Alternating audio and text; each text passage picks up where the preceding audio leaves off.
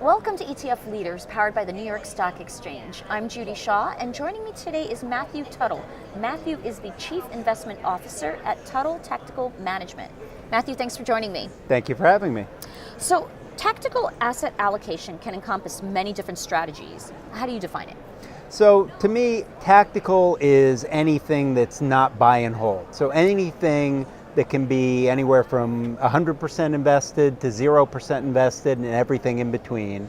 And the idea is you want to get as much of the upside in the market as possible while eliminating all or most of the downside. So tactical became popular after 2008, but since then many tactical strategies have struggled. Why is that? So in 2008, investors lost a whole bunch of money for the second time in a very short period of time and started to really understand that buy and hold just doesn't work. It'll appear to work, but when you're losing 40, 50, 60% every couple of years, that's a tough thing to handle.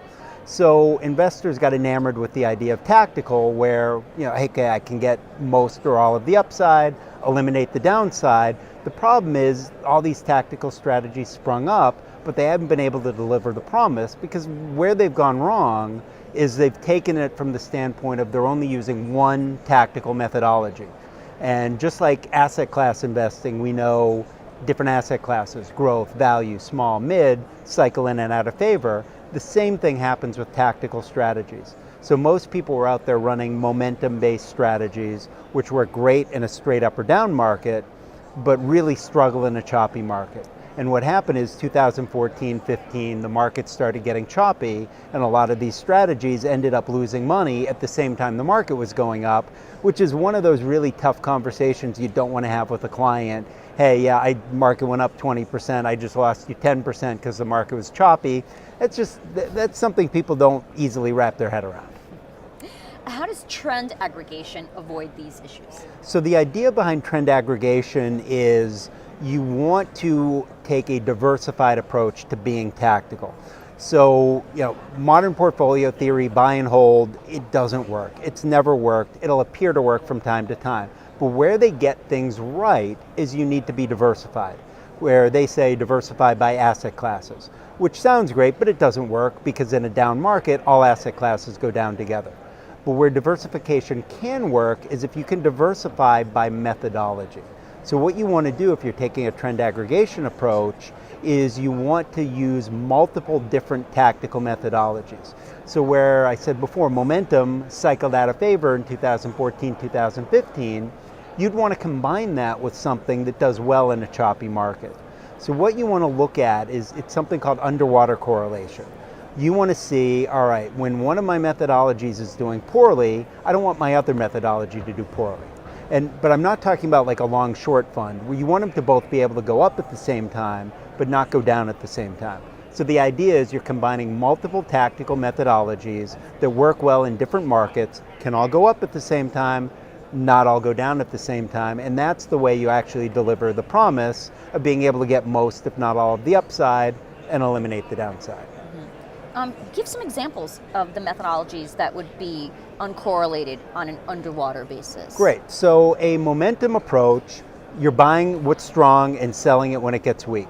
In a straight up market, straight down market, works awesome. It'll get killed in a choppy market because you're buying what was strong, then it gets weak, and you're constantly behind the eight ball, buying something right before it goes down. That's a tough way to live. But something like, say, a counter trend methodology where you're buying into short-term weakness and selling into short-term strength can work okay in a straight up or down market. It kills it in a choppy market. You could use a pattern recognition strategy. You could use an intermarket divergence. There's so many different strategies that have different markets that they do well in versus markets they do poorly in. The idea is not to find the one best tactical strategy, the one best tactical model. You want a mix of them, but again, making sure that you don't have the same thing over and over again. And what developments do you see for the future? So there's a lot of interesting things going on. AI, I think, is going to be huge, and that's going to impact really everything from how trading works, but it's also going to impact tactical. where historically tactical investing, and people get this wrong a lot, like I'll tell people, oh, we're tactical, I don't believe in that because you can't predict the market. Tactical is not about predicting the market. Tactical is reacting to the market. But there are developments in AI where it might be one day where tactical can actually predict the market, or at least come close to predicting the market. That we can't do now with currently what we've got. It's also going to change the way trading is done, and you're going to have to adapt because things that maybe worked well in the past are not going to work in the future, and things that didn't work in the past may work in the future. So you've always got to constantly be looking at market dynamics and adapting to what's going on. Thank you, Matthew. Thank you for having me.